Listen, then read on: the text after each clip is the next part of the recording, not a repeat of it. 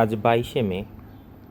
শুভ বলে সকাল শুরু করার মতো অবস্থা এই মুহূর্তে বাংলাদেশে নেই, তাই অশুভ সকাল বলেই শুরু করছি।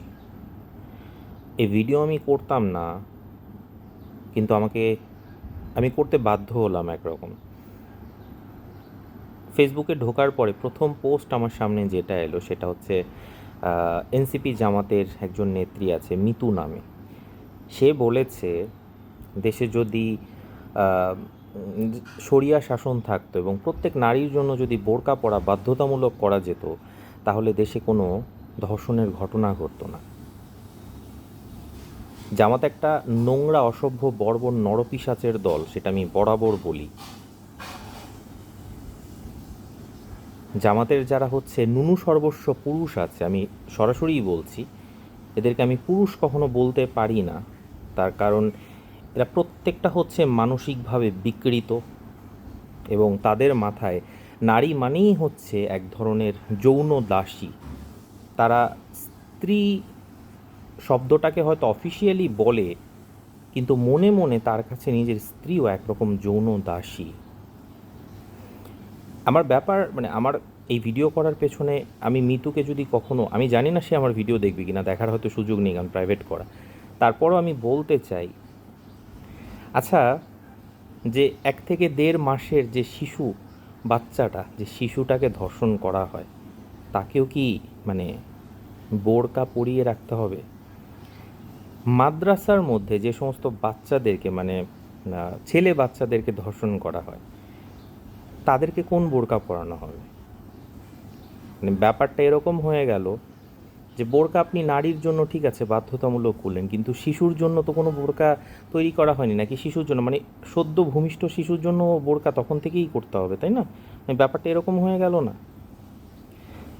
তো বুঝতে পারছি সে নিজে জামাতের সঙ্গে জোট করেছে বলে হয়তো বা এটা বলেছে। আবার অনেক নারী সত্যি সত্যি মনে মনে বিশ্বাস করে যে শরিয়া আইন বাস্তবায়ন হলে হয়তো দেশে ধর্ষণের সংখ্যা একদমই কমে যাবে বা বন্ধ হয়ে যাবে। আপনাদের সঙ্গে একটা ঘটনা শেয়ার করি। আমি যখন স্কুলে পড়ি, তো এটা হচ্ছে আমার ক্লাস 2-এর ঘটনা। আমাকে ক্লাস 10-এর একটা ছেলে হচ্ছে রীতিমতো মোলেস্ট করার ট্রাই করে। আমি একদমই ছোট হচ্ছে গুদলু টাইপের বাচ্চা ছিলাম, হয়তো তখন খুব সুন্দর ছিলাম আমি দেখতে। তো আমার জন্য ওই ঘটনাটা কত বড় ট্রমা ছিল সেটা একমাত্র আমি এবং আমার মা পাপাই হচ্ছে জানে। তো আমি নিজের জায়গা থেকে যাদের সঙ্গে ঘটনাগুলো ঘটে, ভিকটিম যারা হয় বা ভিকটিমের আশপাশে যারা থাকে, তাদের অবস্থা কী হয় সেটা আমি জানি। আমার সবচেয়ে কাছের যে বান্ধবী ছিল আশা, আমরা যখন এইচএসসি প্রথম বর্ষে পড়ি, ওকে হচ্ছে তদানীন্তন, তখন যেহেতু হচ্ছে কি বলা যায় যে তত্ত্বাবধায়ক সরকার ছিল, 2007-এর ঘটনা বলছি, তাকে পূর্বতন হচ্ছে বিএনপির খুব পাওয়ারফুল কিছু নেতা এবং তাদের পরিবারের লোকজন তারা নিয়ে গণধর্ষণ করে তারপর হচ্ছে খুন করে। পুলিশ কিন্তু কোনো প্রকার অ্যাকশন নেয়নি।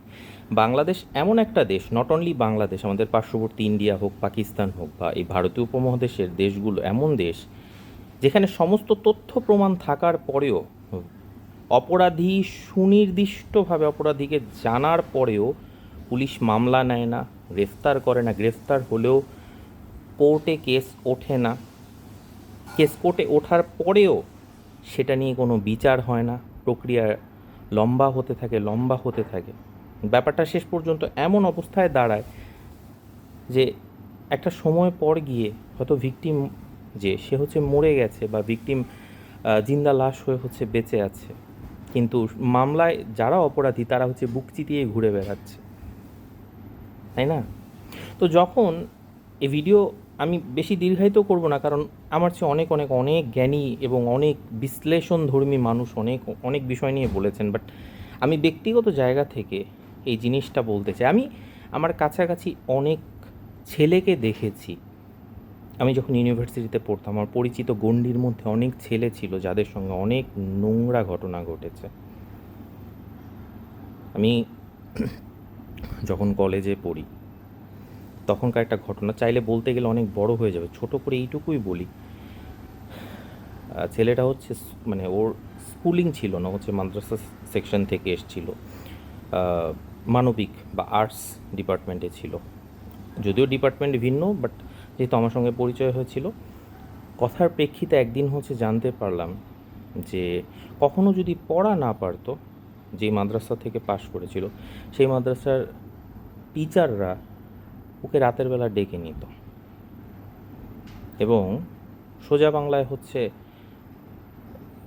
কি বলা যায় বুঝতেই পারছেন আশা করি।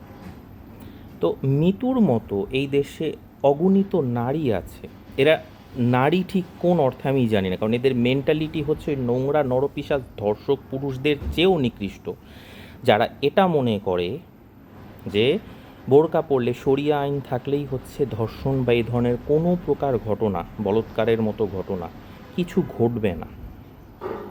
আচ্ছা, আপনি বোরকা কয়জনকে পরাবেন?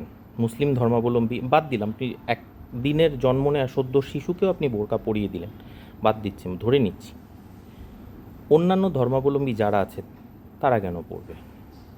বোরকা তো ইসলামের ধর্মের সঙ্গে যুক্ত কিছু নয়।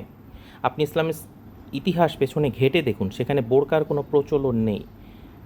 বোরকা বাই শারীরিক যে আচ্ছাদন, উপরের যে আচ্ছাদন, এটার প্রেক্ষাপটটা এসছে অতিরিক্ত গরম থেকে, মরুর তপ্ত গরম থেকে বাঁচার জন্য, এবং রাতের বেলা কোনো নারী যদি হচ্ছে বাইরে প্রাকৃতিক ক্রিয়াকর্ম সারতে যেত, যাতে অন্য কেউ সেটা দেখে না ফেলে, এই ধরনের ব্যাপারগুলো থেকে বাঁচার জন্য। আমার কথা না, ইতিহাস পড়ুন, যাচাই করুন নিজে, তারপরে বুঝুন।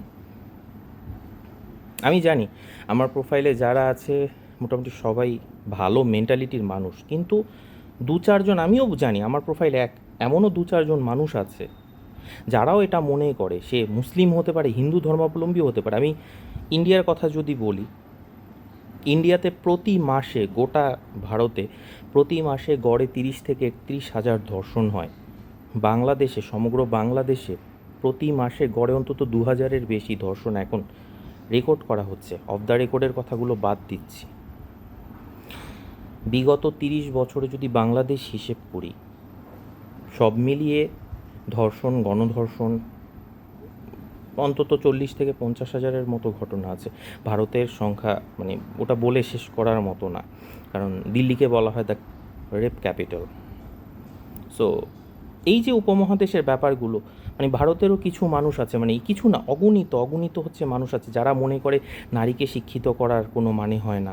নারী হচ্ছে ঘরের মধ্যে, মানে ঘরের মধ্যে নারী হচ্ছে slave, women must be act like slave, তারা এটাই মনে করে।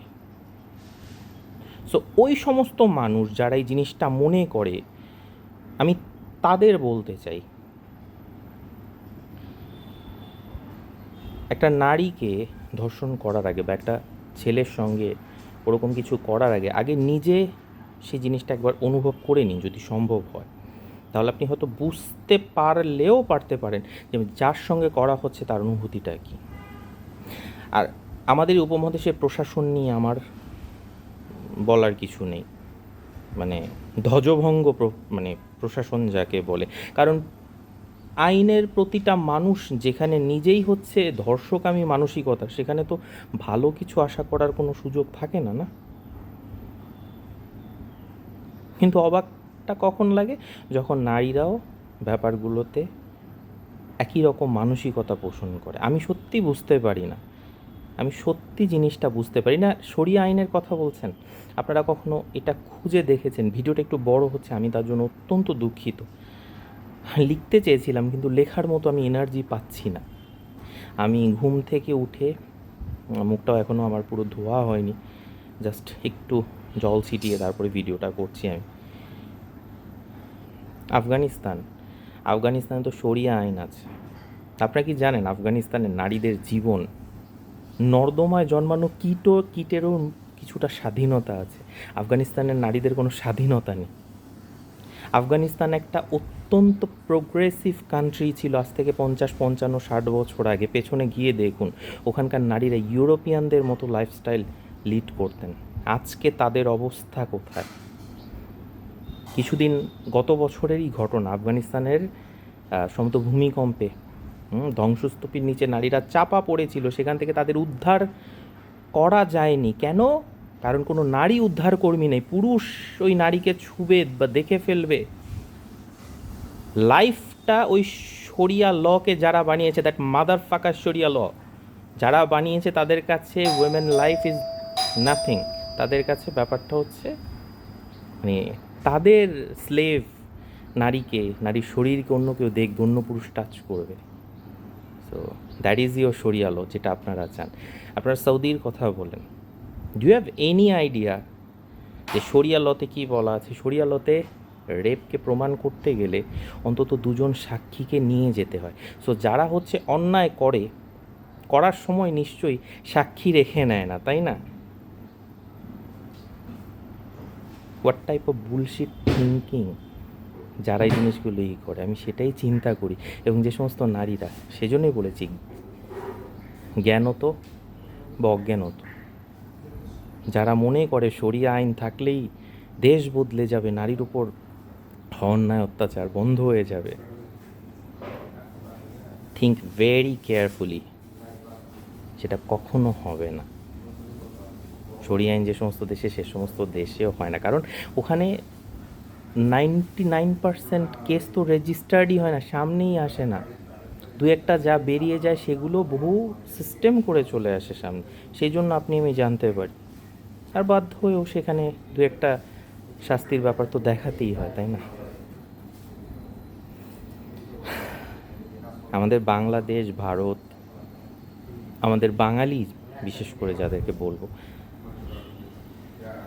আমাদের মেন্টালিটি ভিন্ন।